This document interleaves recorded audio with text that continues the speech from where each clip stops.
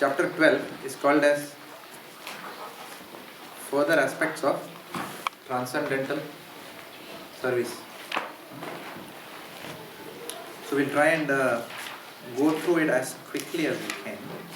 We'll try and see if we can finish chapter 13 also. Chapter 13 is the 5 most potent items of devotional service. Yeah, we'll try and see if we can finish it. Okay, the first point is hearing the revealed scriptures. Mataji, you want to read? You have a book to read? You don't have. Sriksha Mataji, you want to read? According to Srila Rupa Goswami, any book which gives enlightenment in the matter of advancing in devotional service is considered to be revealed scripture. Srila Madhvacharya has also defined revealed scriptures as referring to books such as the Ramayana, Mahabharata, Puranas, Upanishads, Vedanta, and any literature written in pursuance of such revealed scriptures. In the Skanda Purana, there is a statement: a person who is constantly engaged in reading literature, enunciating the cultivation of Vaishnava devotional service is always glorious in human society, and certainly Lord Krishna becomes pleased with him. A person who very carefully keeps such literature at home and offers respectful obeisances to it becomes freed from all sinful reactions and ultimately becomes worshipable by the demigods. It is also said to Narada Muni, "My dear Narada, a person who writes Vaishnava literature and keeps such literature at home has Lord Narayana always residing in his house." In Srimad Bhagavatam, 12th canto, 13th chapter, verse 50, it is stated, Srimad Bhagavatam is the essence of all Vedanta philosophy. Any person who has become attached in some way or the other to the reading of Srimad Bhagavatam cannot have any taste for reading any other literature. In other words, a person who has relished the transcendental bliss of Srimad Bhagavatam cannot be satisfied with mundane writings. So what are the points here?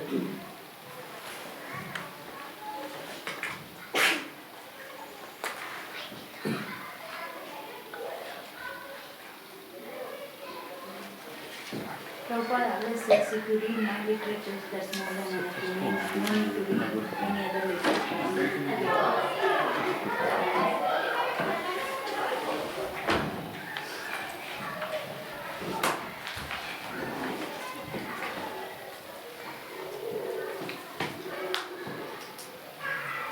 Reading, hearing or writing all are very helpful in the spiritual life. And saying enunciation, people are glorious as well, enunciating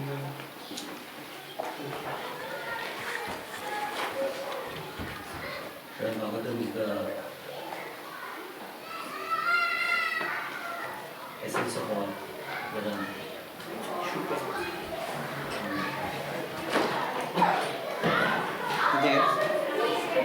Reading scriptures gives us enlightenment to advance in spiritual life.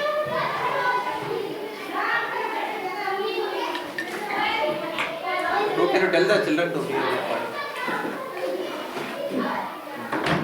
Here it says, person who very carefully keeps the literature. I like that point. Person That's what I do every day. Carefully keeps the books at home. Offers obeisances also becomes freed. Hariva. So Gaurang Prabhu calls it as Bhagavad Gita as it is on the shelf. Sure.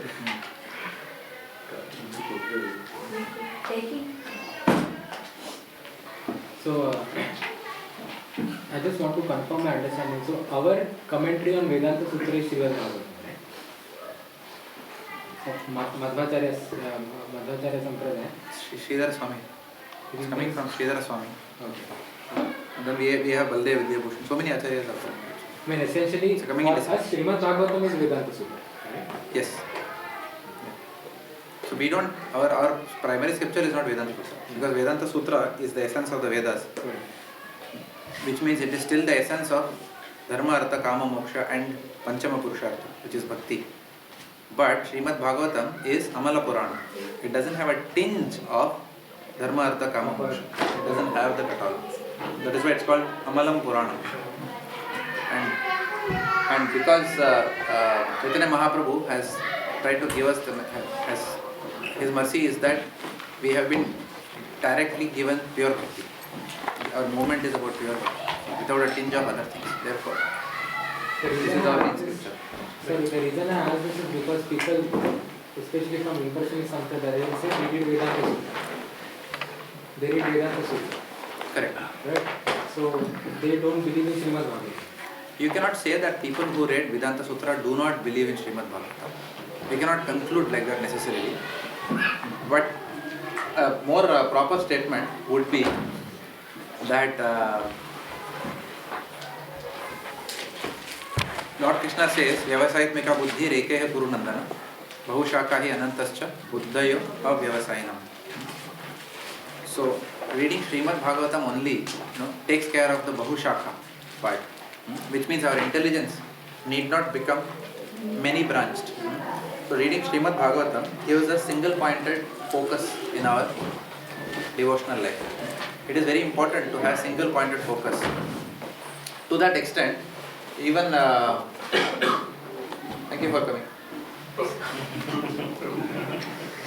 Sastri again, you were not. Is it? I understand that, sorry. The reason I asked this to you is I was speaking to Muralidhar Prabhu, Yeah. and he was saying that usually impersonalists they quote from Vedanta Sutra. Correct. And they don't, and in Vedanta Sutra the main basically focus they come up is with Tattvamasi, and they don't want to hear Srimad Bhagavatam. And when I asked him why don't they want to hear, they say we have our own sutra, we will just stick to that. But when we say Srimad Bhagavatam is our Vedanta Sutra, then at Srimad Bhagavatam is our Vedanta Sutra. I would say that Srimad Bhagavatam is the essence of the Vedanta Sutra also. And then Brihad Bhagavatamrita is the essence of the Srimad Bhagavatam. Is the essence of all scriptures. Because obviously the end of all jnana is bhakti. That even Shankaracharya himself said. In Shankara Sampradaya, Vedanta Sutra is very prominent. But when Shankaracharya wrote Bhaja Govindam, he said, Samprapte sannahite kale nahi nahi rakshati dukran karane. All the rules of grammar, all your interpretations will not save you. Unless we come to the point of Bhaja Govindam, Bhaja Govindam, Bhaja Govindam, Bhavante. So unless, even in Srimad Bhagavatam there is a interesting verse. I'll just try and recollect that. Pardon? No.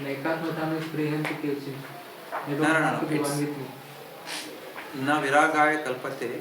Na tirtha pada seva. What is the first line? Sorry. That's what you said. First time I didn't hear. Okay. Na iha yat karma dharmaya. Na viragaya kalpate.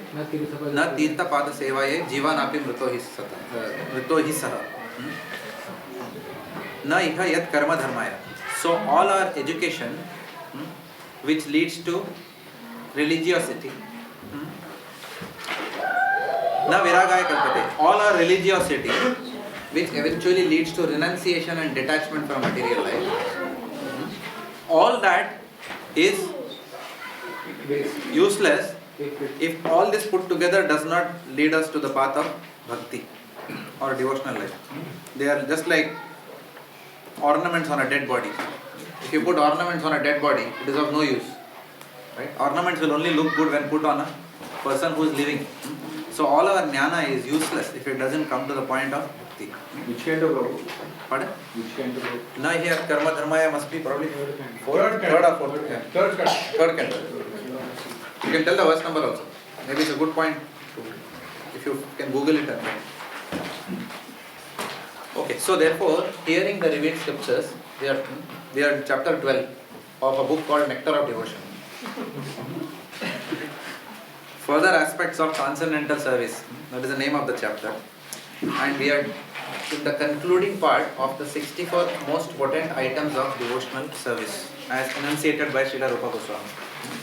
And we are hearing the section on hearing, the importance of hearing the revealed scriptures. So hearing and reading Srimad Bhagavatam, they are very important. So when people come new to Krishna consciousness, initially when we show them Bhagavad Gita, they will run away. Right? They will say, "इतना मोटा book हम नहीं पढ़ सकते." You ask them why, they will say, "Time नहीं है." Okay. Of course, people have time for watching 3-hour movies. People have time for T20 match. Right? But when you give them Bhagavad Gita, because it is so fat, they will not read. At the same time, when such fat books learn Java in 21 days, or learn Prince 2 certification, Rita Mulkahi PMP, if it helps people in making more money, they will not hesitate. 3 घंटा क्या? 3 घंटा भी पढ़ेंगे बैठ के, right? But when you give Bhagavad Gita, they will not have time. नहीं है. Okay? This is the beauty of the world. Okay? Because everyone thinks that this material world, वो तो बाकी लोग नेबर मरते हैं, मैं तो फ्यूनरल अटेंड करता हूँ, मैं नहीं मरूंगा लेकिन. Everyone thinks like that. That nothing will happen to their life and their near and dear ones. It's only that they will have friends, they will always help friends who are in troubled times. They will stand by people who are in disease. People rarely think that मेरे को भी हो सकता है. That I can be tomorrow, doctor can tell me I have only 7 days to live. Nobody thinks like that. That is the most surprising part in this material world. So because of that, people have a very lackluster attitude towards studying the scriptures. Because nobody knows the goal of life. Right? It's only when we come and open the scriptures will we know what is the goal of life. Usually otherwise till that point in time we will only think that the goal of life is to make money, work very hard, grow in the company, so that when I enter office everyone will look at me with respect. Okay, so you get a kick out of all these things, right? But that kick doesn't last forever. And sometimes after that kick we get kicked out also. Okay. So people don't know the goal of life. They think that by more and more material accumulations, then life will become very happy and peaceful.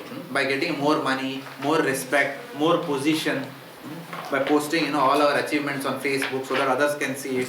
We are in an imaginary world, thinking that I am happy, I am very happy, I am successful. This is called as Upadhi. Upadhi means what? False identification. And if we become successful, we start thinking of ourselves as something else. But actually what are we? We are insignificant. And Bhakti makes us realize that we are insignificant. Ekale Ishvara Krishna Arasava Nritya. We are very infinitesimal and insignificant in this world. But we move around as if we are very significant. Okay. So therefore, Srimad Bhagavatam opens our eyes. It opens our eyes. Bhagavad Gita opens our eyes.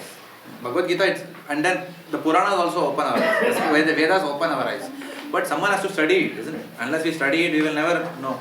We will always be in perpetual ignorance. So when people come new into Krishna consciousness, we don't give them fat books because they don't have time. So we give them small books. ठीक है भाई, आप इतना मोटा मत पढ़ो, छोटा वाला पढ़ो. 20 pages, 30 pages वाला. Essence of Bhagavad Gita. And then eventually they get interested, they start coming for programs. And then as they start coming for programs, then the taste for bhakti develops. Because taste for bhakti will only develop when we associate with devotees. When we are busy doing kitty parties on Saturday and Sunday, moving along with our friends group and then exchanging cards and discussing about who bought which car and whose life has been, who has become general manager. These kind of discussions, usually we all did it, at one stage of life. Thankfully, we have grown out of that. That is called as ignorance. So when people get these books and start associating with devotees, then they suddenly the purpose of life comes very clear to them. And then they start coming to the point of saying that, okay, mujhe abhi Bhagavad Gita de do. Till the time it will lie as it is in the shelf, accumulating dust, even if they have one. Right? And then they read Bhagavad Gita. So Bhagavad Gita will give knowledge, definitely. And Bhagavad Gita also will lead them to performing devotional activities. But I am sure that all of you will agree that Srimad Bhagavatam is one level above. Right? Srimad Bhagavatam is Srimad Bhagavatam Rasamalaya. Bhagavad Gita, still the Lord is talking about many yogic methods. He's talking about Karma Yoga, Jnana Yoga, Ashtanga Yoga, so many things. And then he's talking about Bhakti Yoga also. But Srimad Bhagavatam is pure Bhakti. Right? Therefore, not only from a personal application point of view, personally, we feel very purified when we read or hear Srimad Bhagavatam. That's why Srimad Bhagavatam must be read every day, right? Because reading Srimad Bhagavatam immediately puts us in the mode of transcendental goodness. Immediately it puts us, right? Because all of us, when we come back from work, what is the mode that we are in? Passion and ignorance. Passion mixed with ignorance. In the morning when we go to work, we are in the mode of goodness mixed with passion. But by the time, and in the afternoons, we are fully in the mode of passion. And then as the evening comes, we are largely in the mode of passion and ignorance. Right?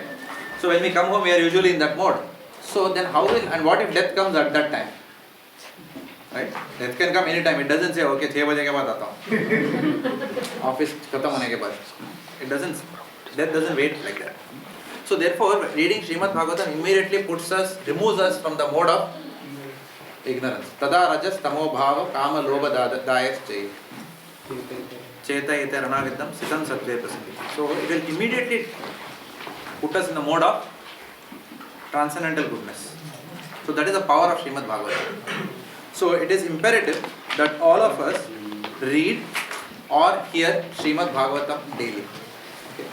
Good idea is to hear Srimad Bhagavatam when we are going to our workplace, okay? Which is what I was sharing. So it's very important, because if we don't do that, then we will not only will we struggle in our own intensity of devotion, but we will also struggle as preachers. We cannot preach effectively if we are not hearing Srimad Bhagavatam daily. We cannot. Okay. So Srimad Bhagavatam has to be heard. So therefore we have to make whatever adjustments that is required in our lives to be able to generate the time to be able to hear / read Srimad Bhagavatam daily. So ideally, if we have already commuted to office, while commuting, going to office and coming from office, if we have already heard, even one lecture is good enough. Even part of a lecture is good enough. Of course, it's not the quantity of hearing. It's not that Prabhu 2 lectures सुनता हूँ, क्या याद है? याद नहीं आ रहा है, but बहुत अच्छा लग रहा था. Not like that. What is the point in hearing like that, right? Better off you hear 2-3 points, and that goes into the blood, right? Like better to take some medicine which is going into the blood and impacting our health, rather than take 50 bogus tablets and just having the feeling that I have taken 50 tablets. It will not work. Better you take something which is powerful. So Srimad Bhagavatam, it has to be heard very attentively, very slowly, gradually. It's not that just about covering lectures and complying with the procedure of hearing Srimad Bhagavatam. As I said again and again, Srimad Bhagavatam has to be heard and we have to do Chintan Manan. Chintan Manan means what? Introspection. We have to do introspection while hearing Srimad Bhagavatam. I don't know, some devotee was there in our house last week. Yes, some devotees were there. We discussed about how to read Srimad Bhagavatam. Prasen Prabhu, you were there, correct? Yeah. You and Mataji. So we shared with them that how we study Srimad Bhagavatam for our Bhaktivedanta. So that methodology we shared with them. So if we want someday we can do that program. Especially those who are not attending Keshav Prabhu's class will not know that part. How we study Srimad Bhagavatam. So it's important to know how to study Srimad Bhagavatam and also to hear Srimad Bhagavatam lectures daily. So that is very important. After this Nectar of Devotion, Srimad Bhagavatam, right? Or which one? you are going to cover Srimad Bhagavatam also?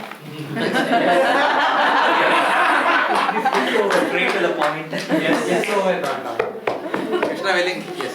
Okay. But if Bhagavad Gita is taking us 3 years, Srimad Bhagavatam, at this rate, कितना लगेगा? 22 years, पोते हो जाएंगे. Prabhu is coming late. Please don't come late, Prabhu.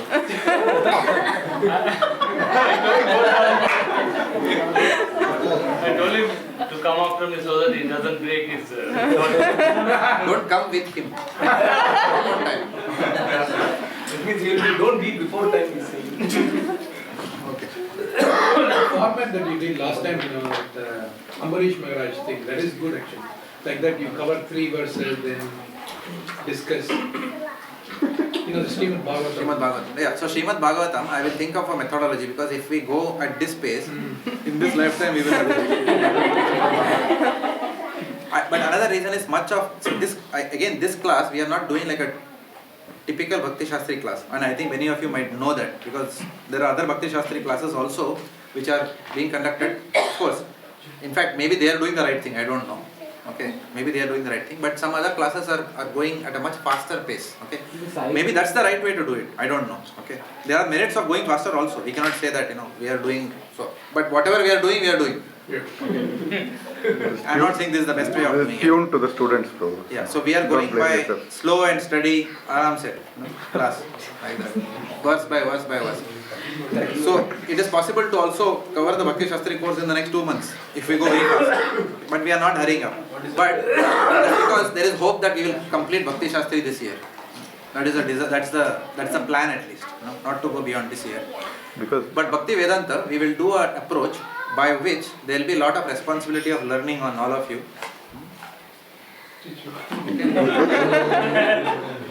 Lot of responsibility of learning on all of you, but we will cover all the essentials. We will cover the essentials of, we'll probably have to go in this way, where like our Bhakti Shastri study, we will follow a similar format here directly to do that. And that way we will progress very fast. So we will take the essence of every chapter. But the risk there is that because we will not go every verse purport, we are not going to read, that responsibility is on you. And which obviously will be tested during the exam. The level of difficulty will be much, I can assure you that. Right, first exam. For Bhagavatam. So the level will be like first exam, huh? The level will be like first exam. Yes, you are right. The level will be like the first exam. All exams will be like that. No more spoon feeding and easy questions. No more bad the calling. If you don't study, you will not be able to write the paper. Pardon? Maharika will be there. But not exam oriented Maharika. Alright, so let's go ahead. Otherwise we'll miss today's agenda. Okay. So therefore, the importance of reading Srimad Bhagavatam regularly. That's why I decided Nityam Bhagavata Sevaya. Not sometimes Bhagavata Sevaya. It has to be read Nityam. Regularly it has to be read. So it's important to go out of this class not with the knowledge that Srimad Bhagavatam should be read regularly. It's important to walk out of today's class with the resolve that I'll make a plan to actually start reading Bhagavatam. Otherwise, many years back, I was hearing one, I used to hear Ramana Maharishi's example. Have you heard of Ramana Maharishi? No, not heard. You have heard of Ramana Maharishi. Yeah. So Ramana Maharishi, one of the well-known saints in India, transcendentalist. So he once said that just simply by looking at a map, you cannot go to that destination. Simply by having knowledge of how to get to a place does not get you to that place. You have to actually sit in the car or vehicle and then drive to that place or walk to that place. So simply knowing things that I must read Srimad Bhagavatam to improve my devotion and then going out of the class with that knowledge will not help. What is actually going to help is opening and reading. That's why we cannot understand the taste of a mango simply by describing the mango very nicely. The color of the mango, the pulp, and how sugary it is, all that we can put on PPT. But a person who has to taste, like what he did just now, open it and then put it in your mouth and taste it. Then only we will realize. So if we want to derive realizations, then it is imperative to read Srimad Bhagavatam. We cannot restrict only to Bhagavad Gita. Because Srimad Bhagavatam will put us on the mode of transcendental goodness. Today, Milpark devotees are starting a new program, a Bhakti Vriksha there. Okay, our Krishna Prabhu is going to be giving class. So this morning he had come and he had asked, what should I do today? Because it's the first time that I'm going to I've started a program. He's going to speak. So I told him, before every class, read Srimad Bhagavatam. Because that will put you in the mood of speaking about Krishna. And that is very important. That mood is very important before we give a class. I remember, I have realized definitely that when I am not in the devotional mood after reading Srimad Bhagavatam, then I struggle to give class. I have realized that many times. Because of maybe experience sometimes comes handy, but then फिर भी again मजा नहीं आता. But when you read Srimad Bhagavatam and then you give a class, then you yourself benefit from that class also, and others also. Then there is a mood that pervades in the classroom. So that is the power of Srimad Bhagavatam. So we cannot underestimate the importance of Srimad Bhagavatam, and we cannot even overestimate it also. It's absolutely required in our lives. Just on that point, can you just quickly tell how long do you read for before giving lecture? Just for those who are giving lecture. Even 15 minutes of prayerful reading is required. But prayerful reading is required. Prayerful reading means what? Prayerful reading means Chintan Mana. Take a paragraph and think about it. And just absorb it. Absorb the nectar. That is prayer. You have to do prayerful reading, not compliance reading. ठीक है बोला चलो फटाफट एक paragraph देख लेता हूँ. It's not like that. Because that paragraph, for all that you know, it may not be anything related to what you are going to speak. It may be as simple as you are reading Aghasura pastime, but you are going to speak about something else altogether. You are going to speak about the topic of does God exist. But you are still reading Aghasura pastime. It still matters. It will put us on the platform by which we can even talk about other topics related to Bhakti. So that is a very good technique. Or here a class, any class, doesn't matter. Absorb yourself and then go and give maybe a completely different class. That's okay. But we have to come into that mode. Otherwise it's very difficult. It's difficult to switch into a mode of transcendental goodness to give a class coming from passion and ignorance. Especially, it's a challenge for people like Krishna Prabhupada who are doing classes on Friday at Point Cook. I'm sure Prabhu, you know the challenge is there. Switching from office mode, and then Friday people have come, and then you have to give a class to them on Bhagavad Gita. And just now you have had a very tough meeting in office. You've just gone, and then you started giving class.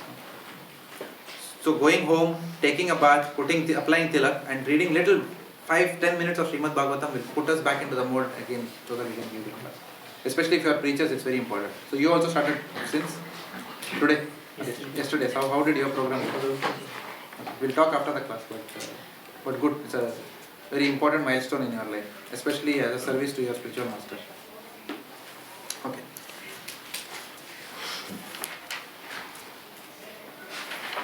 The next is residing in Mathura.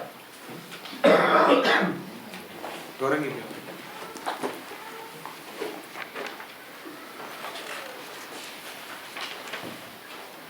In the Varana Purana, there is a statement praising the residential quarter of Mathura.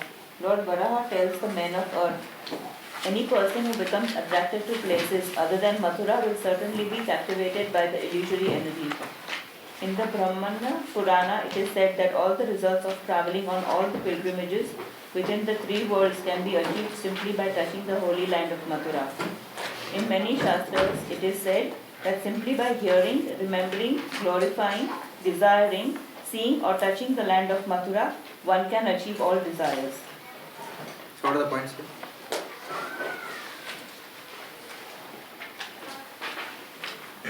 Is it that one important aspect of the 6 primary devotional service, 6 devotional limbs, Mathura was, is that exactly which we are talking here or something else? Correct. So these are talking of the 5 most potent items in Bhakti, because Rupa Goswami, after describing the 64 items, is describing the 5 most potent items in Bhakti. But in this chapter, it is described as a part of the 64, and then he is again elaborating that in the next chapter. But it doesn't matter. At the end of the day, the point is the point. So we will discuss it in depth in this chapter itself, so that we can just skim through the next chapter.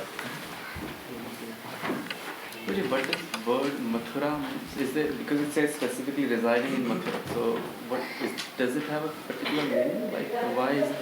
I don't know why Mathura is called as Mathura. I don't know the answer to that. But I don't read it in such a way that the word Mathura is important. The place Mathura is important. That's what Prabhupada is saying here. So only like why Mathura? Why not like Vrindavan or other places? It doesn't. I think it doesn't matter. Okay, it doesn't matter because Mathura and Vrindavan are not different in one sense. Okay.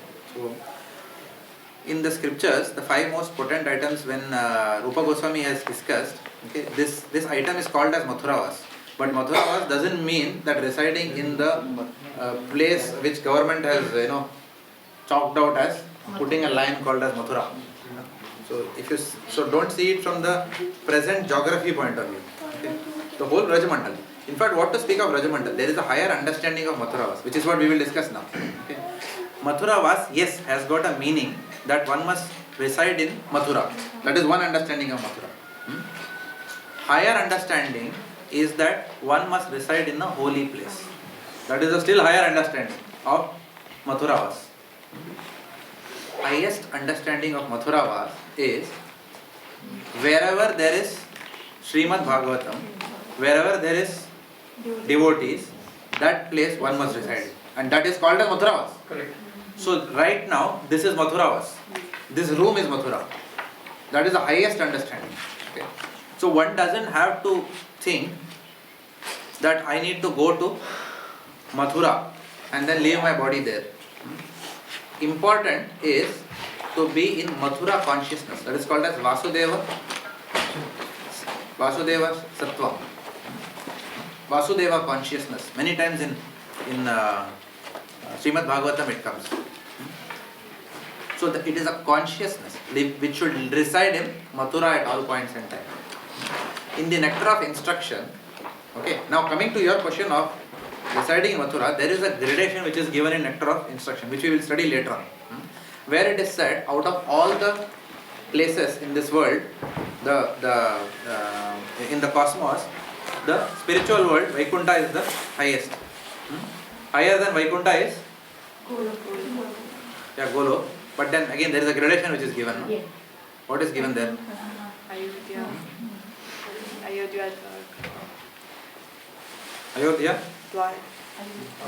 Dwaraka.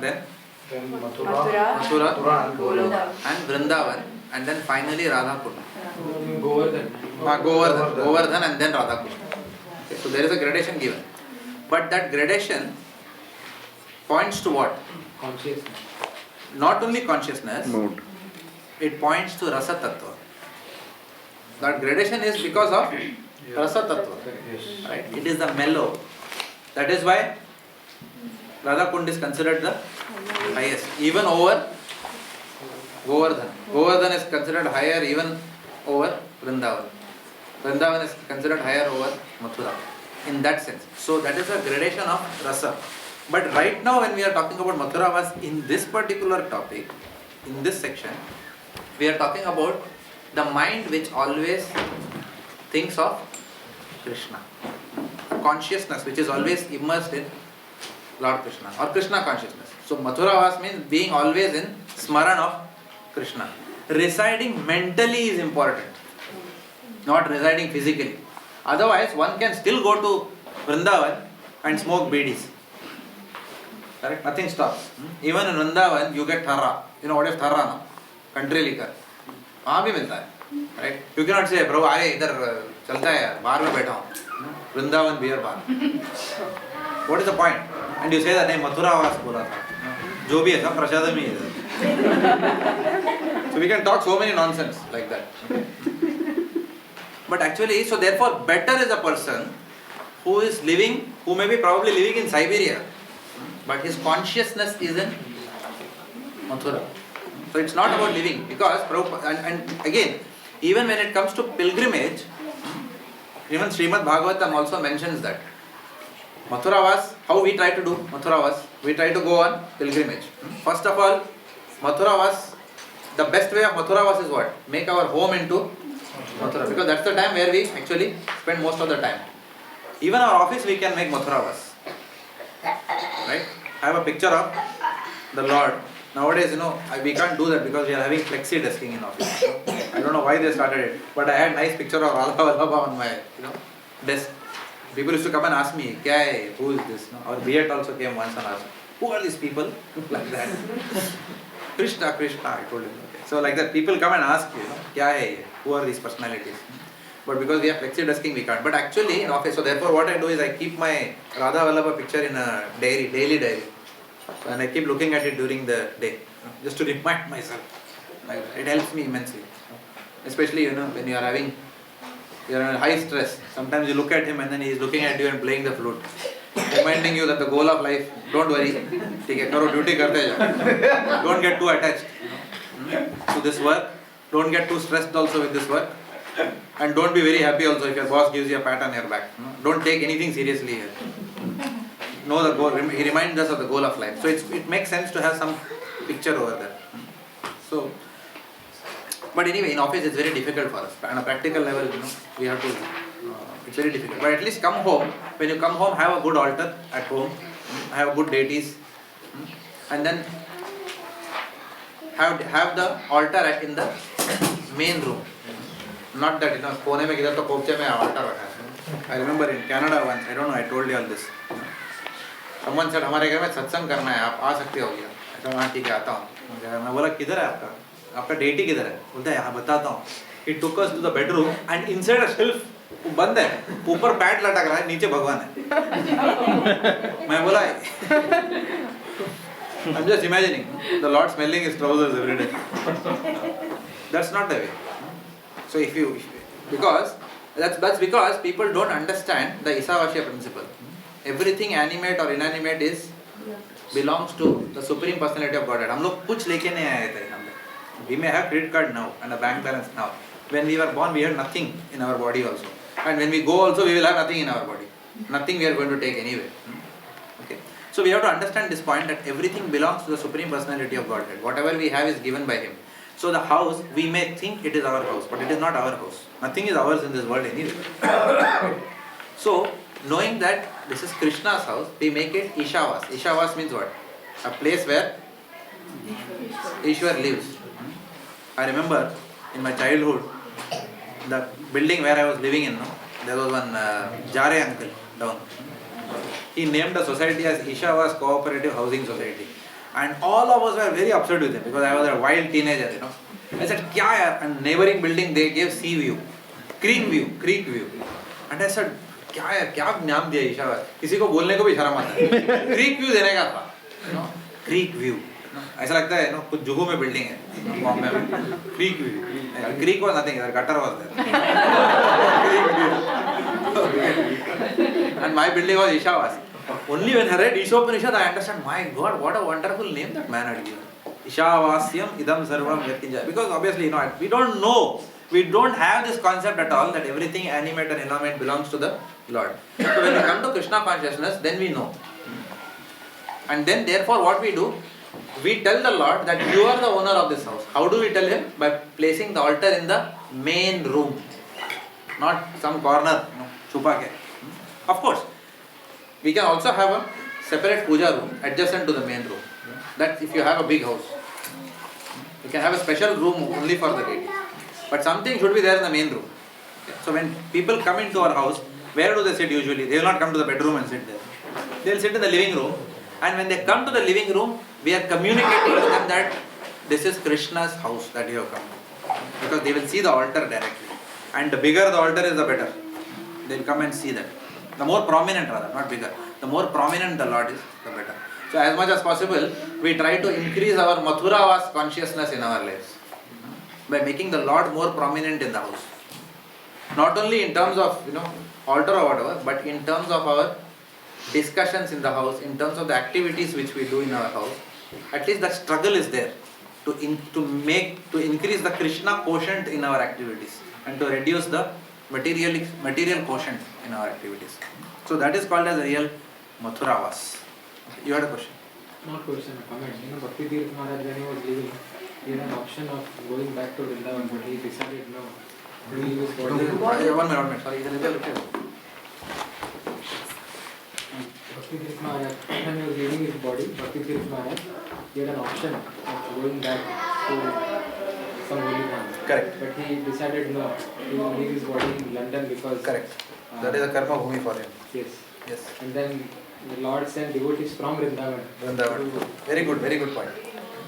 Mathuravas means leaving the body in the battlefield of Kurukshetra. What is our Kurukshetra? Our Kurukshetra is preaching. So we have to assist the Lord. We have to become an instrument in delivering this material world from Maya. That is our primary goal of life. That's our primary mission. Whatever we do, job, etc., they are just means towards that end, right? Because we have to sustain ourselves. So we have to go for a job. And secondly, people also, because people are people, there is more credibility attached to people who are stable in life when they speak, rather than people who are not stable in life. So that is another responsibility we have. So many times when I have thought about resigning and running away, to do full-time preaching, I thought no. Because sometimes people do not know about bhakti, so our job gives us the credibility to speak something.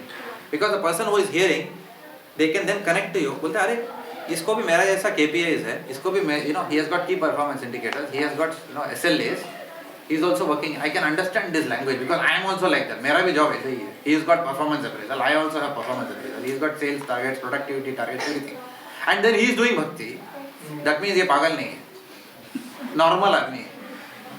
So people can relate, right? Whereas if we say something, एक पंडित जी है class दे रहे हैं, क्या करते हैं पंडित जी? अभी तो कुछ नहीं है, बस then they will say अच्छा है, but उनको पता नहीं रहेगा ना हम लोग का बिजी स्केड्यूल, हमारे बच्चे हैं, हमारे जॉब हैं, ये सब संभालना पड़ता है ना. That's how people will talk. Okay. But then when the people see a devotee, जिनके भी बच्चे हैं, जिनके भी जॉब है, जिनको भी परफॉर्मेंस अप्रेजल बिल्कुल 2 बार साल में होता है, where we have to do presentations about what we achieved, then they will say हाँ ये तो मेरा ही जैसा है. और ये जब भक्ति कर सकते हैं तो मेरे पास कोई एक्सक्यूज नहीं करना है. Sorry, I ran away in Hindi. You understood, no? What did I say? Sorry, I get carried away when I speak like this. Okay, so let me come back. So when people see that you are also a working professional like they are, and you also have a family life that they have, then they will not come up with those excuses which their mind will tell them. For me, my situation is special. I have a job, I have a family. Many people, when you ask them to come for programs or read Bhagavad Gita, what they'll say? I don't have time. Why you don't have time? The office. Or after office, we have so much work at home. We have to get grocery also. As if devotees don't bring grocery home at all. We do more cooking than everyone, correct? Because we cook for the Lord. At least they cook for themselves. But devotees cook for the Lord. Devotees not only cook for the Lord, devotees cook for everyone else who they want to preach. So there's so much of cooking that we do. Right? So what is the problem in cooking for 2 people at home, right? Or 3 or 4 people at best, right? So when they see devotees, then all those excuses will go away. Because they will see living examples of householders who are doing job and practicing. And that's where our job also becomes Mathura Vas. So it helps us in serving in Krishna consciousness. So that is why that connection is very much important. And when we do our jobs, when we remember this point, that this job is giving me the credibility to do my services, then we are physically sitting in that job, but we are mentally in Mathura Vas. Right? So Mathura Vas has got various dimensions. Next, rendering service to devotees. Rajkumar, where is your book? In the Padma Purana, there is a nice statement praising the service of the Vaishnavas or devotees. In that scripture, Lord Shiva tells Parvati, my dear Parvati, there are different methods of worship, and out of all such methods of worship, of the Supreme Person is considered to be the highest. But even higher than the worship of Lord is the worship of the Lord's devotees. A similar statement in the 3rd canto, 7th chapter, verse 19 of Srimad Bhagavatam. Let me become a sincere servant of the devotees, because by serving them one can achieve unalloyed devotional service unto the lotus feet of the Lord. The service of devotees diminishes all miserable material conditions and develops within one a deep devotional love for the Supreme Personality of Godhead. In the Skanda Purana, there is a similar statement. Persons whose bodies are marked with tilak, symbolizing the conch shell, wheel, club and lotus, and who keep the leaves of tulsi on their heads, and whose bodies are always decorated with gopi chandan, even seen ones, can help the seer to be relieved from all sinful activities. A similar statement is found in the 1st canto, 19th chapter, verse 33 of Srimad Bhagavatam. There is no doubt about one's becoming freed from all reactions to sinful activities after visiting a devotee or touching his lotus feet or giving him a sitting place. Even by remembering the activities of such a Vaishnava, one becomes purified, along with one's whole family. And what then can be said of rendering direct service to him? In the Adi Purana, there is following statement by Lord Krishna himself, addressed to Arjuna. My dear Partha, one who claims to be my devotee is not so. Only a person who claims to be the devotee of my devotee is actually my devotee. No one can approach the Supreme Personality of Godhead directly. Chaitanya Charitamrita Madhya, Leela 1380. One must approach him through his pure devotees. Therefore, in system of Vaishnava activities, the first duty is to accept a devotee as spiritual master and then to render service unto him. Srila Rupa Goswami affirms that all the quotations given in the Bhakti Rasamrita Sindhu from different scriptures are accepted by the great acharyas and devotees of the Lord. What are the points here?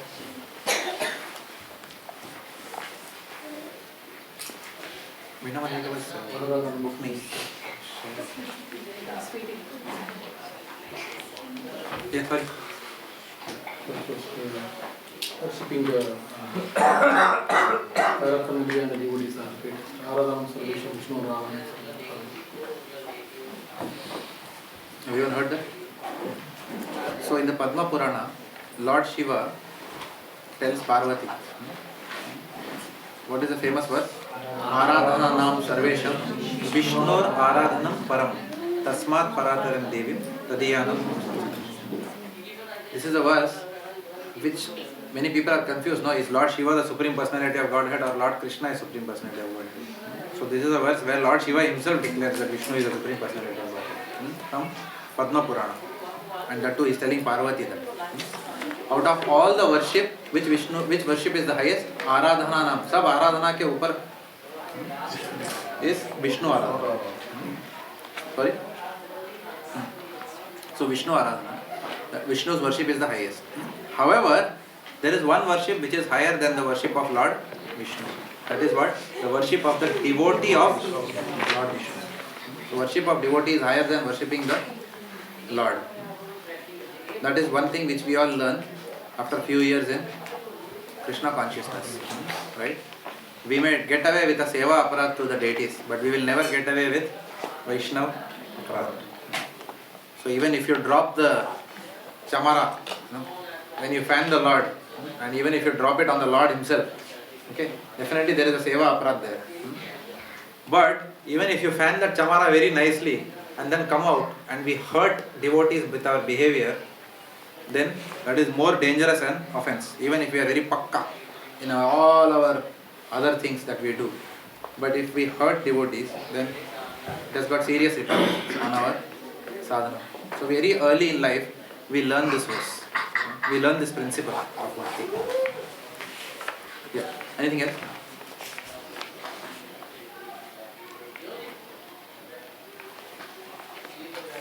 Okay. So we'll just spend 5 minutes discussing a very interesting point that nowadays that we are reading in the. This is from the 9th canto of Srimad Bhagavatam, and I have discussed this during our lunch time. So I'll just briefly mention that point for you all. It may be a repetition. So in the 9th canto, there is an interesting section. At the end of the 8th canto, there is a pastime wherein some descendants of Manu, they end up trying to kill Kapila Muni. You remember that pastime? Right? And then in turn, Kapila Muni burns them to ashes. Right? They get burned to ashes. Okay? Now, that's where the 8th canto, this is not the 8th canto, the 9th canto, chapter 8. Chapter 8 ends there. First section. Yeah, first section. And then chapter 9, that pastime is continuing. There are the next descendant of Manu has come. And he is now taken up it upon himself to deliver his forefathers who were burnt to ashes. Right? So he is thinking how to deliver. Now we all know that Ganges is the holiest river. So this descendant of Manu, he decides to bring down the Ganges, but he is unsuccessful. Then his son tries to bring down the Ganges. Son is also unsuccessful. Then his grandson, whose name is Bhagirath, takes it upon himself that I will bring Ganges down to this material world. Okay. So he does tapasya, he pleases Mother Ganges. Mother Ganges comes and tells him, no problem, I am happy, I will come down to the earthly planet. But there are two problems here. One problem is that the force of my power, Ganges is coming directly from spiritual world. You can imagine the potential energy, even if you have to think it in scientific terms, right? Like I don't know how many of you have been to Niagara Falls in US. No? If you go to Niagara Falls, you have been there, you have gone down and seen near the Niagara Falls. If you put your hand, you will lose your hand. It will get chopped off, they say. It is so powerful, that Niagara Falls. So, if you can imagine that Niagara Falls falling from here to here is so powerful, when Ganges comes, how powerful Ganges will be on the spiritual world, all the way, flowing through different planetary systems. So when Bhagirath is asking Ganges, he says that I am so powerful that I am worried that if I come down with this force, I will pierce the earth and go down to Rasatal and Patala Loka, okay, where she doesn't want to go. So she says number one worry is this. Number two worry, she says that even if I come down to this earth, all you people are sinful in earthly planets. You will use me like a doormat. How we use a doormat before entering the house? Sab kachra usme saaf karke fir andar jate hain. So people will do all kinds of sins and they will take bath in me and I will get contaminated. Okay, so I don't know, these are my concerns. So he is expressing anxiety. So then Bhagirath, gives her two solutions. Okay, through the first solution he says we will pray to Lord Shiva so that he will take your force on your head. So she will wash the feet of Lord Vishnu, and Lord Shiva also likes the water of Lord Vishnu on his head. So it will come and the whole force will be taken there and then it will come down to the material world. Okay. So then she agrees to that proposition. That is one. So he alleviates her first fear like that. The second part is very interesting, where she says that I will get polluted when I come to this world because all sinful people will bathe.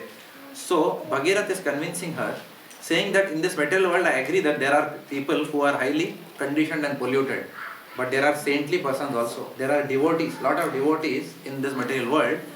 When devotees take bath in you, then you will get purified.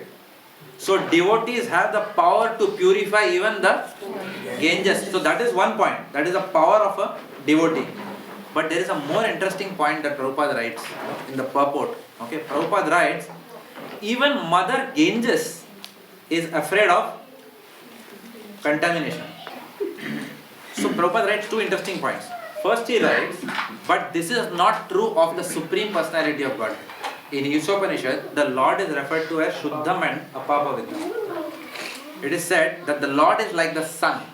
The sun can purify any contamination, but in purifying the contamination, the sun itself does not get contaminated. And I have given the example also before. You remember, no? In Bombay? Bombay station, everyone remembers that. There are two stations in Bombay called Sion and Matunga. When you go between the station, then you have to close your, like this you have to go in the local train. Because morning mein sab log baitha rehta hai. Go both sides of railway line. The lota. Like that. It's horrible. No? Even Andha will know that Matunga aa gaya. You don't have to tell. Even he will know. Station aa gaya. No? So it's horrible place. Okay. But when you come back from college, then what happens? It is afternoon then. And then there is nothing much. Then you will not know. Then blind man will not know. Okay. No? Like the Sayan Matunga aa gaya. Or Bandra. Bandra ka Kadi, which is famous. So the sun has the power to remove all the contamination. But doesn't mean that the sun gets contaminated. Because of that. So like that, Krishna has the power because Krishna is Suddham. He doesn't get contaminated with any accepting sins of people. So the Lord need not be worried about getting contaminated. But again, that is not the point. That is only the second point. But the best point Prabhupada makes is It is a devotee of the Lord, because a devotee can get the reactions or not of other sins. Who takes the reactions? Both. The spiritual master. Prabhupada writes, the Guru at the time of initiation, he takes the karma of his disciples. Just imagine with one disciple, that much karma. Now if you are someone who is accepting hundreds of disciples, like Bhaktivedanta Swami Maharaj, for example, I am saying, there are so many acharyas, just as an example, whole Mayapur, king of Mayapur is called as. So you can imagine how many people's karmas the spiritual masters are taking. But they are not worried about that. Their only eagerness is to deliver more and more people. We can verily see that all these things are taking an toll on their health. Every spiritual master virtually you see, in ISKCON. We have seen that, right? But they are not worried about that. Their compassion is so high that they will still keep on accepting. So Prabhupada writes, therefore it is very important that devotees live a sinless life. Because any reactions then is accepted by the spiritual master. So therefore, and Prabhupada writes, therefore these Vaishnavas are even more merciful in that regard. They don't even care. They don't say that I will get polluted if I initiate you. Whereas even Mother Ganges is telling that. So that is the power or the compassion of a pure devotee of the Lord. And therefore such devotees must be served. We should make it the mission of our life to serve such a devotee. And how can we best serve our spiritual master? By following the 4 regulative principles, yes, and by assisting him in propagating the mission of Krishna Bhakti. Right? How can you serve best your father who is a businessman? He is most pleased. Maybe he will not force you, but he will be most pleased if you can continue the same business and grow it. So what is the business of our forefathers? कौन से धंधे में हम लोग? Preaching. That is why all of us must become very adept at studying the scriptures. That is how these are all connected. Rehearing the revealed scriptures, residing in Mathura and rendering service to the devotees. There is a thread going on here. So unless we are fully well versed with the scriptures ourselves, then we cannot deliver others. We may not be good speakers or whatever, but simply by being good Vaishnavas, good examples in the community, that itself will inspire the others. Okay. And in somehow, if we are not frontline preachers, we can take position of being a servant to the frontline preachers. Like that. So somewhere we have to be involved in the preaching movement in a direct or an indirect way.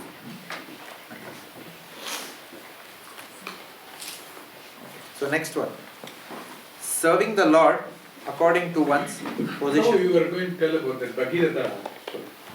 I told that. But Shiva took and then after that. That is in Bhakti Vaibhav degree. 2022 we will discuss that. Please remind me. Put it in car park. नहीं, ये truck में डालना पड़ेगा.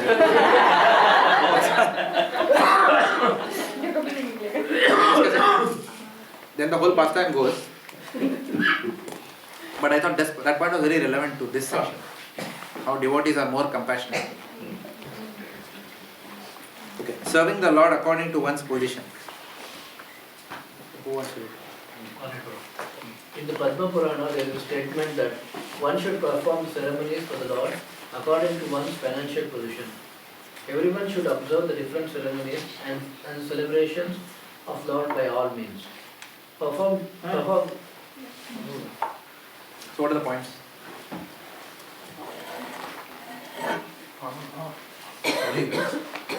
Perform ceremonies and celebrations. Very common.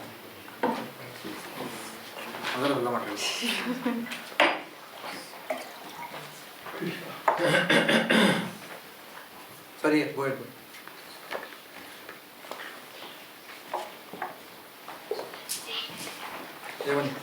Yes, serving the Lord according to one's position. Yeah, so what is the point? What are the points? Lord is not after like opulence, but at the same time we should not think that because Lord is not asking for the opulence, we should not serve the Lord with the best of our as per our capacity. So I was discussing with some people, I don't know when, was it the letter the other day, the difference between knowledge and understanding. Some people had come, they are starting a program, and the discussion was around how there are 4 things important in Shastric study. We all have done it many times in the past. Cup, fate, Mars.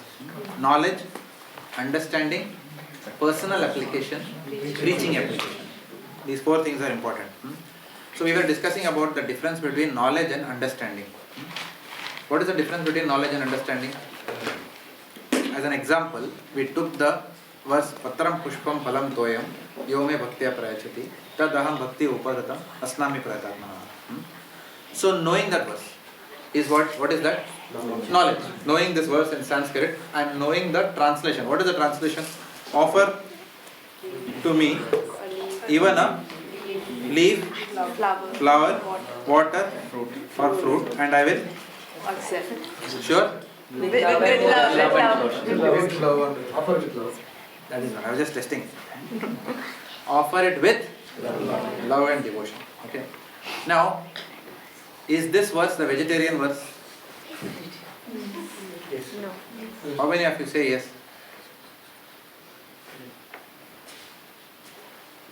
This verse is not a vegetarian verse. Okay. Many times when people say non-veg क्यों नहीं खाने? Oh, Krishna ने बोला है, Krishna accepts only patram pushpam phalam toya. No, this is not a vegetarian verse. This verse talks about offering with love and devotion. The Lord is saying that even if you offer me this, एक पानी भी दोगे, one leaf if you give me with love, I will accept it. This is a verse where Bhakti comes twice in Bhagavad Gita. So this is the love verse. Okay. So that is the understanding here. So there is knowledge, then there is understanding. Of course, it doesn't mean that it is not talking about vegetarian, but that is not the main theme of this verse. The main theme of this verse, yes, Prabhupada also writes about in the purport. The main theme of this verse is Bhakti. Okay. This is what I heard from one of my God brothers when he heard lecture. Then I also understood the difference between knowledge and understanding. Then somebody says, Kanda lasun kyun nahi khane ka? Why not to eat? Where in Bhagavad Gita Lord is saying onion, garlic should not be eaten. Few people are saying don't eat onion. Where it is mentioned in Bhagavad Gita? Nowhere actually. Nowhere it is mentioned. Why it is not mentioned? Because in the battlefield, no, one doesn't give a menu list. Krishna is not sitting with a pen on in his like Udupi waiter, you know that. Okay, chalo, note down. What is that called? There are enzymes, no? What do you call it? Check करते ना ingredient list में. Emulsifier number 101. Emulsifier चलो लिखो 502. ठीक है ये arrow मारो जरा. आ गया Bhishma. Okay. Next लिखो. No. Is this going on in Kurukshetra? So do you expect the Lord will give all that detail? तो उतना देंगे तो फिर correct no? So it is not like our VAU documentation. Everything is given there. Every code, every program there. Correct? It is not like that. They are standing in a Kurukshetra battlefield. So the Lord is giving the knowledge. Okay? But we have to have the intelligence to understand that knowledge. The Lord is clearly saying that foods are divided in 3 categories. Mode of goodness, mode of passion, mode of ignorance. Right? So that is the vegetarian verse. Okay? And there Lord is not mentioning all the comprehensive list of everything. Otherwise he has to mention 8.4 million species over there and say ye species mat khao, wo species mat khao. Correct? Huh? Correct? So there is no, so that is called as understanding. So we have to take the principles which the Lord is saying and then understand. So here it is mentioned in the Padma Purana, there is a statement that one should perform the ceremonies for the Lord according to one's financial position. Everyone should observe different ceremonies and celebrations of the Lord by all means. So here what is the understanding we have from this? You have to perform on your bhakti according to your capability in all means, by Lakshmi or by... Correct. Yeah. So, again, an example. When I was in Japan, Janmashtami was coming. Okay. So I asked one devotee. The devotee was cultivating me. So I asked him, "Bro, कितना donation देने का जन्माष्टमी में मंदिर में?" So he told me, Krishna doesn't see what you give. He will see what you have kept back. Tension आ गया. Correct? Because sometimes, we give what? $1, Okay, and one दूध का can we will keep there, and then माथा take के आ जाओ, and then we'll go to a restaurant and blow $60. Correct? So it's almost like that. In Hindi there was one ad, many years back, I remember. शरीर के लिए बादाम पिस्ता और दांतों के लिए कोयला, she says. हाँ, what is बंदर चाप? हाँ, Colgate टूथपेस्ट के लिए था क्या वो? हाँ? White Colgate powder. It was something like that. I still remember that ad. So whenever I think of this donation, I think, अपने लिए बादाम, when it comes first class हम लोग खाते हैं, भगवान के लिए एक दूध, Lord तूने बोला है ना पत्ता मुझको मेरे लिए पत्ता ले लो, खुश हो जा. I have complied. You told him Bhagavad Gita. I have given you water. Now I am hogging, Mexican food. Okay, so therefore there has to be understood. So similarly, in the matters of money also it is like that only. The same principle applies. It's not what we are giving. It's about how much could we have that we are not. As devotees we think like that. But the Lord, again, the Lord is what? Not money grahi. The Lord is bhava grahi. He sees the love with which you are giving. Now with love, if you really love, why will you not give? Usually, who are we going to give our inheritance to when we leave? Do we think twice? No. Why? इसको क्या देने का? Right? Why? Because there is. So we don't even think that सब कुछ नहीं, सबको बच्चे का नाम पे सब करने का बराबर से, कुछ भी हो जाएगा, Let's keep everything. Will बनाते हैं, like that. So this is because this is a relationship of love. So automatically it goes. No, but you don't ask. बच्चे को $10 देगा तो चलेगा क्या? No. Or you don't go to the asker नहीं. बच्चे का नाम पे कितना छोड़ना चाहिए? Whereas when it comes to Krishna, then we ask donation कितना देने का जन्माष्टमी में? No, we think like that because there is no love right now. So of course, one should not be foolish. Okay, and pretend that one is loving. It should not happen like that. Panihati auctions which happen, here sometimes. Many times devotees bid $200, $500. Everyone is looking. $1,000. Prabhu, like that. And that temporary kick comes, of prestige. That मैंने $1,000 का pot खरीदा है. And then, Prabhu, खाओ ना, like that. You get a kick out of the whole thing, because everybody is looking at you and you have bid the highest for the pot, etc., etc. So, we may have given $1,000 or $2,000, but or sometimes that consciousness also comes. Highest bidder कितना है? 1,008, 1,111 दे देते हैं. Because when the donors list comes on the notice board, nobody sees who is second. No one remembers. Everyone remembers who is the first. So 1,008 if you make 1,011 for $3, you get number 1. In one sense, you have given the most to Krishna, correct? But he is not money grahi. He is bhava grahi. He knows exactly what you wanted out of that donation. What you wanted was prestige, right? So therefore, giving to Krishna is not a matter of prestige. Okay, giving to Krishna is a matter of love. So based on our love, we will give that much, right? There was Tukaram, who had pure love of Godhead, and then there was Gora Kumbha. I don't know whether you saw Gora Kumbha movie. There is a Marathi movie. Ugada Dara Devacha, Ugada Dara Deva. There was one famous song, in that. So Gora Kumbha used to give everything, correct? He was not even when he used to sing Pandurang's name and make clay pots, he was making. He was not even knowing that his child has entered the clay and the child has left the body, and then he is still singing Pandurang Vetter's name, like that. So we can't imitate these pure devotees and say that, मैं भी तुकाराम जैसा बनूंगा. $10,000 for the pot, Sometimes we may say like that. Correct? But after that, we will say, Prabhu, thoda tangi hai, kuch financial assistance milega. Like the next day, we will come to that point. Correct? So we are not to become irresponsible in our donations. So even we have been guided by our acharyas that keep enough for maintenance of your family, and then on top of that give to the Lord. But on top of that give. Correct? Otherwise there is no end to hoarding. Correct? So but we have to plan for our life in such a way that tomorrow it should not happen that we have given so many things that tomorrow then we have to be under the mercy of, we have to go with a begging bowl everywhere. Or we become burden to everyone else. It should not happen like that. So to that extent we have to be very responsible, especially if we are in the grihastha ashram. This doesn't apply to brahmacharis. If we are in the grihastha ashram, we have to make whatever effort that is required to be financially sound. So to that extent we have to do our jobs properly so that we don't get kicked out. So we have to do our jobs properly. We can't say, no, I am a devotee, ultimately Bhagavatam reading is the essence of life. Abhi kya job karne ka?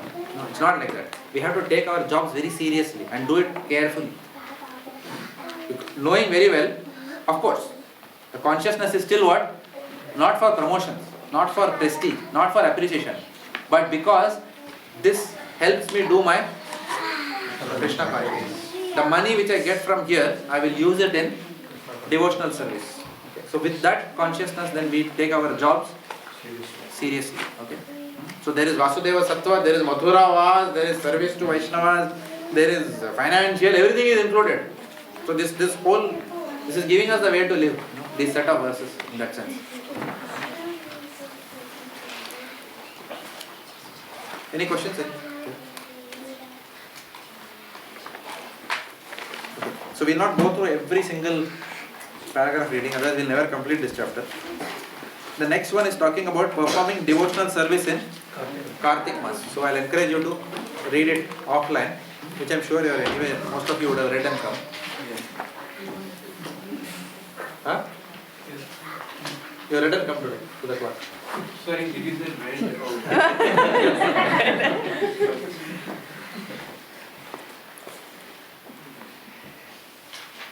Before you came in, I was just announcing the exam dates. 2 weeks hence is the exam. Nectar of Devotion exam. Take the syllabus questions from there. Please read. Yeah, don't come to my house. Okay. Performing devotional service in Kartik. So essentially what? There are certain months in a year when performing devotional service begets additional credits than the other months of the year. The mercy flows more.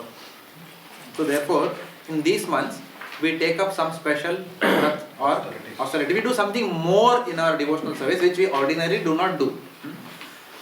Fortunately, we are already in such a month now, which is called as Purushottam Mas.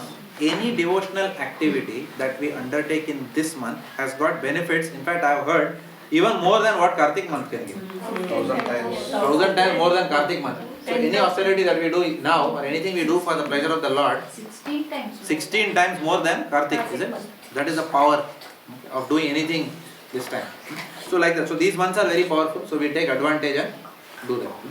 Kartik month is also a good time to go to holy dhams for yatras and things like that. Observing festivals celebrating the Lord's activities. Okay. This is a short paragraph. So Mahesh Prabhu is not coming nowadays. There is a fast, anyone rapid reader here? Who can read rapidly? Okay. Shubhanga Shambhu. Observing festivals celebrating the Lord's activities. In the Bhavishya Purana, there is a statement about observing different ceremonies celebrating the Lord's appearance and other transcendental activities. It is said, "My Lord Janardhan, please let us know the date when your mother Devi gave birth to you. If you kindly inform us about this, then we shall observe a great celebration on this date. O King of Keshi, your souls 100% surrendered unto your lotus feet, and we wish only to please you with our ceremonies." The statement of the Bhavishya Purana gives evidence that by observing different functions in relationship with the Lord, one is sure to become pleasing to the Lord. So,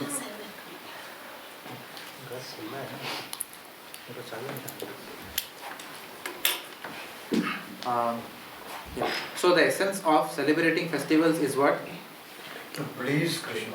To please the Lord. Sometimes we may forget that.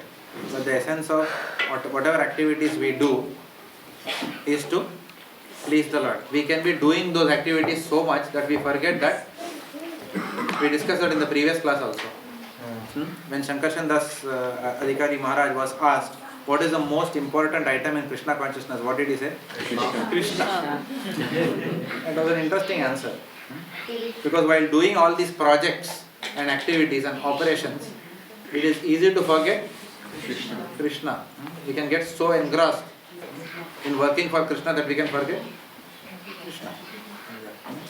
So therefore, that is why Rupa Goswami is reminding us that observing the festivals is for the pleasure of Krishna. So whatever activities we do, this should be for the pleasure of Krishna.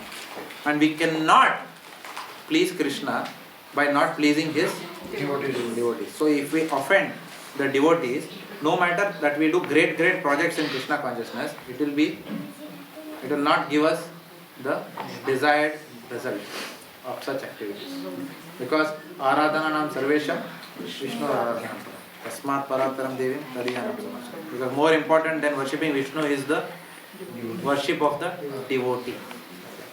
Just like, again going back to the same example, we cannot slap a son and then expect to be friends with the father. Saying that तेरे साथ तो दोस्ती है यार, तेरा बेटा को मारा, तू क्यों नाराज हो रहा? We don't talk like that. Rather the father will say, इससे अच्छा तो तू मुझे थप्पड़ लगा दिया होता. Rather than, and you take care of my son is pleased with you, you could have probably punched me, I would have still accepted it. Right? Rather than that you are having a pally relationship with me and you are punching my son. So similarly the Lord also, the same principle works there also. That is why there is a verse also. Haristhane aparadena. Haristhane aparadena. That is song. Haristhane aparade. Nahi paritra. No, nahi paritra is tomasthane aparade. Something like that. Okay, anyway, if we do aparats to the Lord, still there is a hope. But if we do aparats to devotees, then there is nahi paritra. There is no hope for us. Serving the deity with great devotion. Again, do rapid reading. It is said in the Adi Purana, a person who is constantly engaged in chanting the holy name and feels transcendental pleasure, being engaged in devotional service, is certainly awarded the facilities of devotional service and is never given just mukti. Mukti means liberation from material contamination. When liberated, one does not have to take birth again in the material world. The impersonalists desire to merge into the spiritual existence, to end their individual existence. But according to Srimad Bhagavatam, mukti is only the beginning of one's becoming situated in the normal condition. The normal condition of every living entity is to be engaged in the devotional service of the Lord. From the statement of the Adi Purana, it appears that a devotee is satisfied simply with being engaged in devotional service. He does not aspire for any liberation from material conditional life. In other words, anyone who is engaged in devotional service is not in the material condition of life, although he may appear so.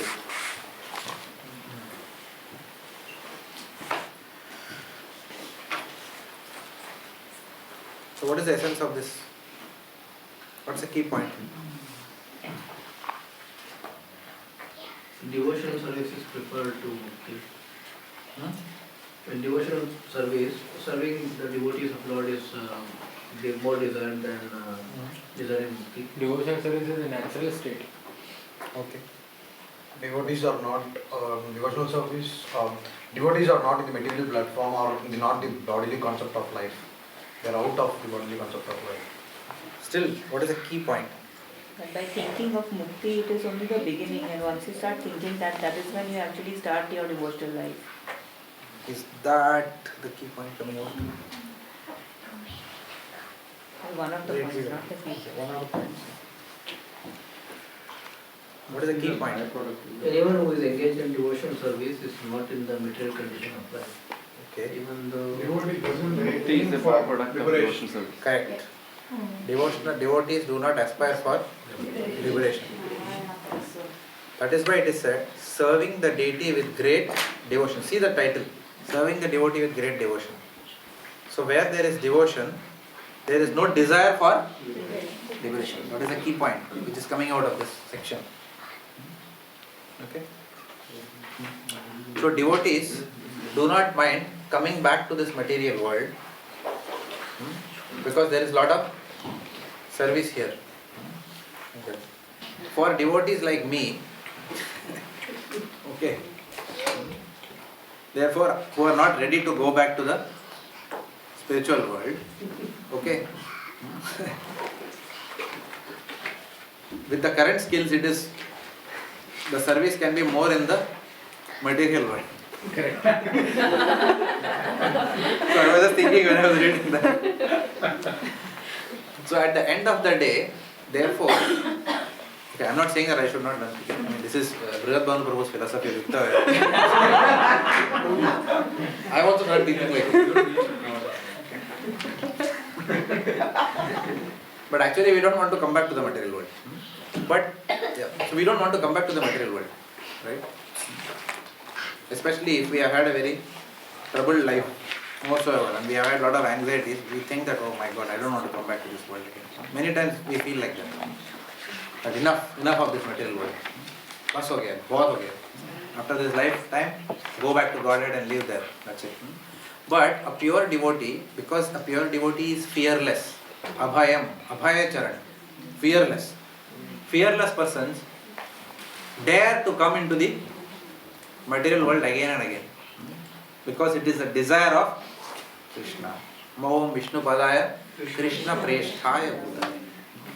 So these devotees, they come down to the material world not for sense gratification, not because of their karma, but because of their sheer intensity of desire to serve the Lord. What is the highest service to the Lord? Highest service is uniting the children with the Supreme Father. That is the highest service. Therefore a devotee dares to come back into the material world. He is not afraid of. So therefore a devotee never seeks liberation. Moksha laghuta. A devotee derides the conception of liberation. Because a devotee's consciousness is what? Salokya, Sarupya, Sarishti, Ekatva Mapi Uta, Diya Manam na Grihananti Vina Mat Sevanam Janata. Devotee does not want liberation because in devotee says, liberation leke main kya karunga, tera seva nahi. There is no service to you, my dear Lord. Okay, so what will I do with Salokya Mukti? What will I do with Sarupya Mukti? Vina Mat Sevanam. When there is no seva of yours. So wherever your seva is most required, I will come there. If it is Kurukshetra, then I will come to Kurukshetra. That is a place where I can serve you the best. So, that is a mood of a Goshti Anandi Sampradaya. So we are all Goshti Anandis, we are not Bhajan Anandis. Bhajan Anandis, they stay away from the materialistic world. Even while living in this material world, they retire in a forest and do Nirjan Bhajan. And then they go back to Godhead from there. Whereas, Prabhupada at the age of 70, he left Vrindavan and went to United States. At the age of 70, usually people leave the United States with bank balance and then go to Vrindavan. Correct? We buy house. हमने घर लिए है, ISKCON temple के बाजू में लिए है, bank balance भी है, बच्चा सेटल हो गया है, शादी भी हो गया है. अब हम और हमारा पत्नी वृंदावन में रहेंगे, प्रभु का गुण गाएंगे. So this is our conversation. Prabhupada at that age he said, now I am going out of Vrindavan. Correct? So you can imagine how we think and how he thought. Right? Diametrically opposite. Right? He said, I will go to United States, to the bories where drug addicts are sitting, and I will go there and I will to serve the mission of my spiritual master. So, therefore we can understand that devotees never work in their self-interest. They are compassionate. They only work for the welfare of mankind. But they work for the highest welfare. What is the verse? Varya nesate prashna krito loka hitam nripa. What is the next line? Atma sammit Atmavit sammitah purusham shrota vyadishu yat parah. So, where is this verse? This is from second canto of Srimad Bhagavatam, first chapter, where Sukadeva Goswami is congratulating Sukadeva Goswami or Sutta Goswami is congratulating the sages. Your questions are indeed very wise. Your questions are glorious. For they pertain to the welfare of the masses. Welfare of the masses. Because pure devotees are always interested in the genuine welfare of the masses. Genuine welfare of the masses is not in philanthropic activities. If someone has an infection, you can't put band-aid and say, "Acha, theek hai." Or in Gujarati, we say, "Wali wali karta." Not like that. Okay? Real cure is what? Removing the infection from the root. Why does infection come? Because of material body. Right? So don't have a material body at all. It is at that level which, rather than feeding the poor people and feeding, putting grandfather statue over there. Sri Harkashan Das, Ghansham Das hospital. I am not saying that hospital should not be there. Obviously, even when we are sick, we go to that. But that is not the end in all. That is required. Okay? But what is the purpose of going to hospital? To get cured, to continue our goal of life. Correct? Not get cured in hospital and come back and then engage in the same activities of eating, sleeping, mating and depending. Right? So therefore, philanthropic activities, if they are ultimately tuned towards Krishna consciousness, then they have a meaning. Otherwise, they don't have any meaning. It's a useless waste of time. It's only a temporary patchwork. Right? Na ihat yat karma dharmaya na viragaya kalpate. Na tirtha pada sevaya jivan api mrutavesa. As long as these activities do not lead to devotional service, all religiosity, philanthropic work, knowledge, they are all ornaments on a dead body. Recitation of Srimad Bhagavatam amongst devotees. Okay? This is a very important section. If we have time, we'll read. No, we don't have time. So please read. This is a very, very, very important section. Please read this at home. Okay? But what is the point here? Reciting Srimad Bhagavatam amongst devotees. So it is best to study Srimad Bhagavatam along with.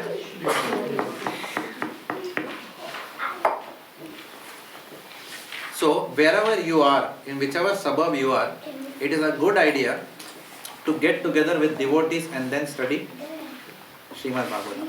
Okay? Because we are doing Keshav Prabhu's Bhaktivedanta course, then we have this opportunity where we get together. Okay? Of course, we get together before the exams and intensely study. It's a different matter. But ideally, it will be a good situation to make groups of Srimad Bhagavatam and then study. If not, at least husband and wife both are devotees, that is also fine. It doesn't mean if wife is a devotee, that is not satsang. Okay? Does it make sense? And if husband is devotee, his association is not satsang. So as long as husband and wife see each other as devotees, they can verily sit together at home and study Srimad Bhagavatam, whether someone comes or does not come. Right? So that has to be done. What if husband doesn't have time? If husband doesn't have time, then we have to sit and do time planning. Cut out other activities to generate time. Like that. Okay. So that is the only way. It's easy to sit and talk. For me also, I also struggle for time. It's not that. I also have to do it. It's not enough for me to speak in this class and go. It's for me also, this verse. So, but recitation of Srimad Bhagavatam amongst devotees. So recitation of Srimad Bhagavatam should be done for our own personal benefit as well as for preaching. That is required to be done regularly. So we have discussed quite a lot of this point, so you can read this particular section.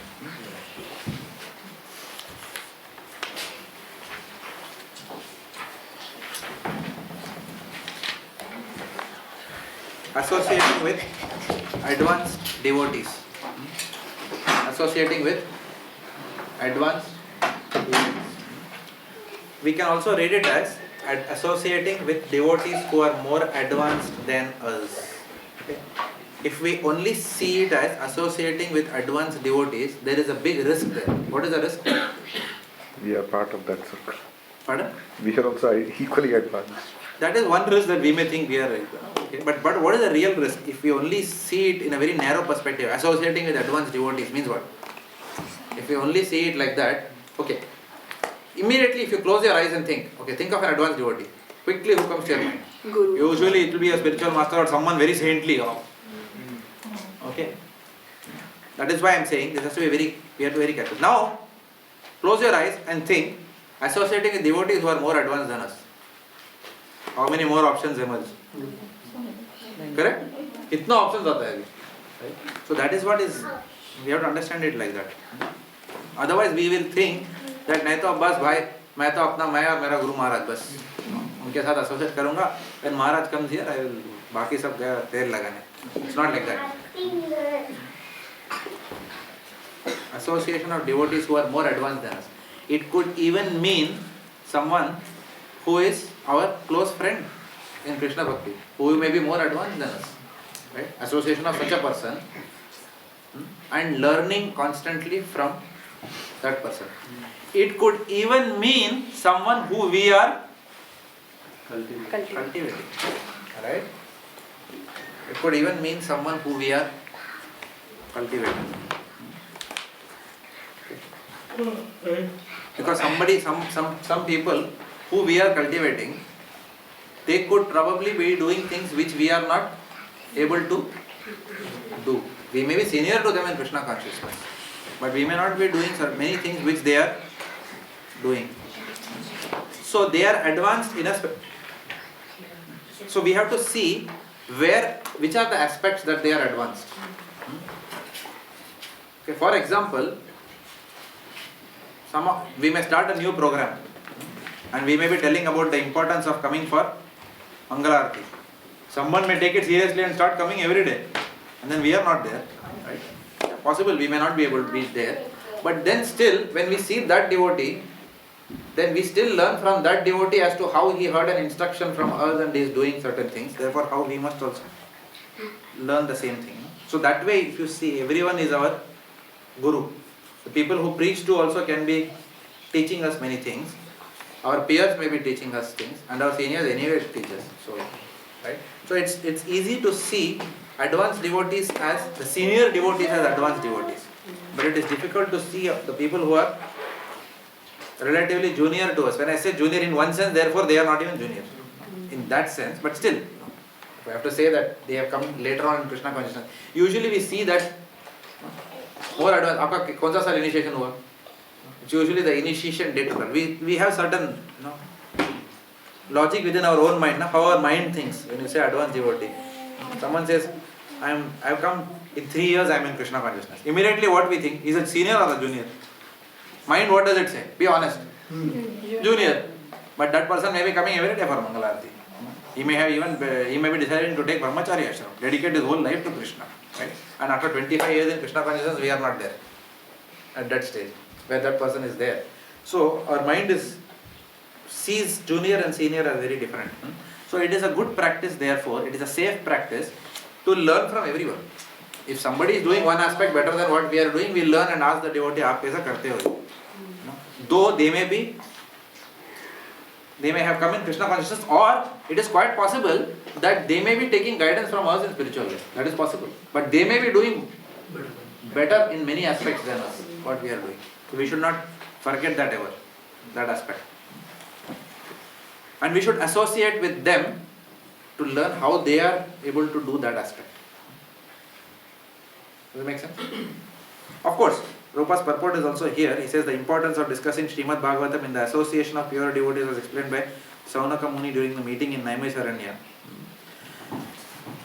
If someone is fortunate enough to associate with the pure devotee of the Lord, even for a moment, that particular moment is so valuable that even those pious activities which can promote one to the heavenly planets or give liberation from material miseries cannot compare to it. So Prabhupada is giving his purport from the point of meeting a very, very advanced devotee. No doubt about it, that we have to take full advantage of when advanced devotees come here. Very, very senior devotees, disciples of Prabhupada come here and lecture, we take advantage of it. But I am just giving a slightly different aspect. That somebody can be next door also, who can be an advanced devotee. Advanced devotees need not necessarily come in a flight from far, far places. Right. Next, chanting the holy name of the Lord attentively. The most important item of Bhakti.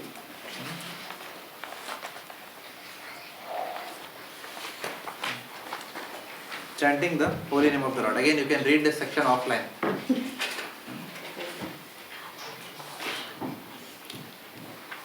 This is the Yuga Dharma. Anyone who says, मैं तो भक्ति के मार्ग में उतर गई हूँ, तो बड़ी में से रहेगा, और मैं तो भक्ति के मार्ग में पूरा तरीके से, मैं तो भगवान का शरण ले चुका हूँ, Then you ask them, chanting करोगे? Chanting नहीं, दिल में है भगवान. दिलो दिमाग में छाए हुए हैं मेरे Thakur ji.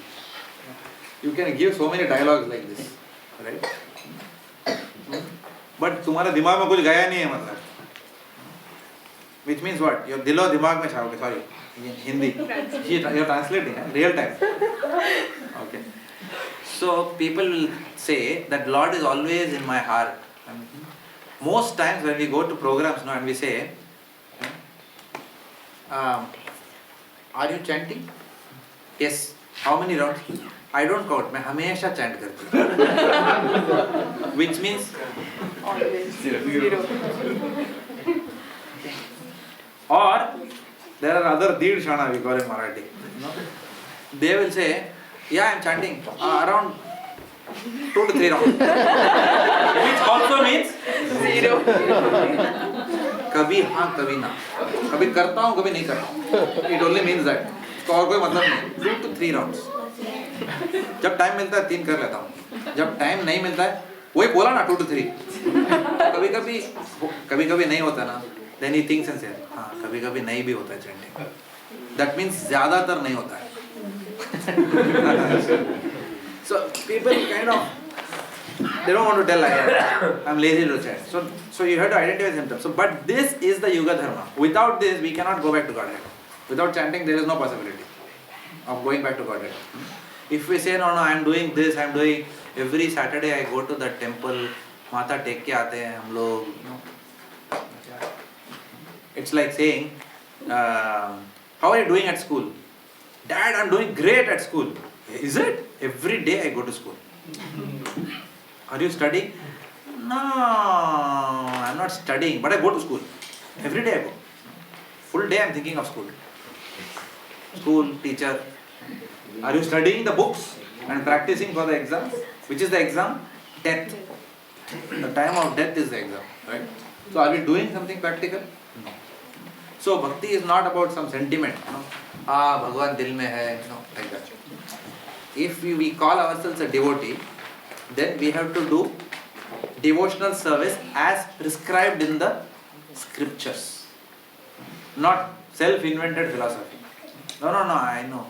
In my family tradition, so today only somebody was telling, when they told someone chanting, the family said, ಇದೆಲ್ಲ ನಮ್ಮ family ಪழக்கங்கள் something like that in Tamil, which means what? ये सब अपने फैमिली का practices नहीं है. The family practices are different, as if the family is full of Paramahamsas. So I asked devotee, are you coming from a very highly Paramahamsa family lineage? No, all T20.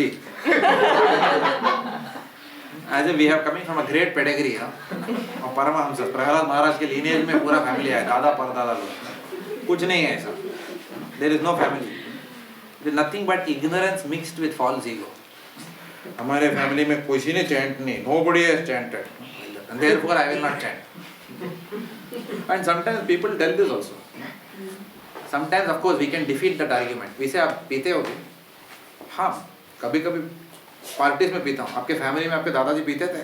बोलते नहीं, लेकिन आप तो family की परंपरा follow कर रहे हो ना. नहीं वो जाना पड़ता है ना. There you are willing to break family tradition. When I tell you chant, you are saying it is not in my family tradition. So this is called as hypocrisy. मतलब जिसको कुछ someone who doesn't want to do anything ना, he can have 50,000 reasons, innovative reasons not to do something. Therefore, to such a person, you can't do anything. You can only awaken a person who is genuinely asleep. A person who is pretending to be asleep, even if you put alarm, he will say, "Suna alarm?" नहीं सुना. Because he is pretending to be asleep, he is decided not to get up. He will just nod his head. I'm sleeping right now. Like that. Correct? So what can we do? So we just leave alone. But chanting has to be done. Without chanting, we cannot progress in bhakti. There is no possibility of progressing. Now that is good for. This is a good instruction for people who are coming new to Krishna consciousness. But for all of us here, we have to add the word attentively. And that is where our struggle is. Right? To do all our 16 rounds attentively. To be able to do 16 rounds attentively, we have to do one round attentively. Right? Hands up if we are able to do one round attentively. Without mind going here and there. One round. Hands up if we are able to do half a round attentively without the mind always tells like get up and multitask. Correct, no? The mind tells us Hare Krishna, Hare Krishna, Krishna Krishna, Hare Hare, Hare Ram, Ram Ram, Hare Hare Krishna, Krishna Krishna, click, Hare Ram. Do all these things happen? Bahu janma kadi yadi shravana kirtana kaputana paye. This is our problem. So we have to really think how to solve this disease of inattentive chanting and multitasking while chanting. So chanting, all of us, including myself, constantly the struggle is what? How to chant attentively. So chanting attentively, why does the mind wander? Why does the mind wander? Okay, I'll give you a very crude example. Okay? Suppose we are all sitting in the temple. Who is the most beautiful woman on earth nowadays? I don't know. चलो Indian का लेते हैं ना, कौन है? ऐश्वर्या तो भी होगी। बहुत है ना? कौन है? कोई तो एक नाम बताओ। मदर। हाँ? No, we are talking about material beauty. Let us say some heroine, some Bollywood heroine comes and walks inside, and Bhagavatam class is, or we are all standing like that, and Kirtan, Jaya Jaya Gaurachandra is going on. Okay? हाँ? नहीं देखोगे? कोई तो बोला ऐश्वर्या रहे मंदिर में। हाँ ठीक है, कृष्णा को देख रहा हूँ इस बार। Are we at that stage? फिर भी बोले हरे Krishna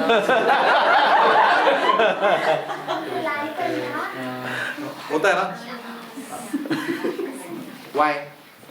Because everyone likes to see something which is very beautiful. Or even for that matter, someone says Tendulkar आया है टेम्पल में, ऐश्वर्या रहे फिर भी we may say हरे कृष्णा बोले ठीक है मेटल बॉडी, तेंदुलकर सचिन आया हरे कृष्णा किधर है? Prabhu, I'll preach to him. Book distribution, Prabhu. I thought I'll give. One Shikhar Dhawan was there, no? Remember? Shikhar Dhawan had come on Janmashtami morning, no? So all devotees are congregated. How about we look at this like this with the deities also? Like that. No? There we are, Namo Mahadana, and then run for Prasadam upstairs. Right? But when Shikhar Dhawan comes, nobody needs to tell. सब लोग उसको देख रहे हैं बैठ के, admiring him. कैसा दिखता है, कैसा खाता है वो, how he lifts the. So this is the aura which is attached to a very great personality. Why? Because he's an Indian opening batsman. We know his glories. We know how difficult it is to get into the Indian cricket team. We know the impossibility of the feat which he is performing in a world stage. Correct? Because we know and we have heard about this personality more and more, therefore, nazari hatta nahi hai. The mind doesn't waver when you see that personality. Now, why does our mind waver in Krishna consciousness? Apply the principle. Quality hearing is not there. Because there is no attraction. Because there is no attraction for him. Mind is attracted to so many other things. Right? Therefore, there are two things. Chanting leads to attraction, but attentive chanting also needs some attraction. Going back to the gym example. Everyone remembers the gym example? Yeah. Gym we go to for building our body, to increase our strength.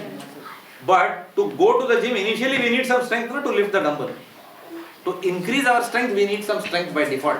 In IT we call it as a default value. Right? So therefore, we need some default attraction for us to then attentively chant to increase our attraction. How our attraction will go up? When material desires go down, then attraction to Krishna will. And as attraction to Krishna goes up, then material desires will go down automatically. That is also true. The latter is more true because Krishna consciousness is not dependent on anything. Bhakti itself can automatically will bring Jnana Vairagya. What is that verse? Vasudeva Bhagavati Bhakti Yoga Prachita Janayati Asu Vairagyam Jnanam Chayadhayetukam. By doing Bhakti, automatically detachment will come. You don't have to do extrinsic practice of detachment outside of that. But still, as our detachment goes up, our Bhakti also will. It is conducive for Bhakti. And as we do Bhakti, we will get more detached. But yes, I am talking about the default, that initial. So therefore, that initial attraction to Krishna, by which we are able to sit and chant attentively, will only come by hearing the greatness of that person and reading about the greatness of the person. So that if we wouldn't have watched Shikhar Dhawan on television or Sachin Tendulkar on television, or if we hadn't heard of his glories, if he comes to the temple, it is as good as my grandmother seeing Sachin Tendulkar. So we just think that another person has come to the temple because she doesn't know anything about cricket. So if we don't know anything about the glories of the Lord, how can we expect that we sit and our mind is focused on Him? So we have to have enough attraction for the Lord so that our mind is now not attracted to thinking of other things. Just like when a beautiful woman comes and the mind is not going anywhere else, you just are transfixed at the beauty of that particular person. Can't see anywhere else. Or some handsome man is coming and then everyone is looking at him. Or some great personality is coming. So the same principles apply here also. That is why without regular study of Srimad Bhagavatam, it is not possible to chant attentively. It is not possible. We cannot come to the platform of attentive chanting if our hearing habits are poor and if our reading habits are poor.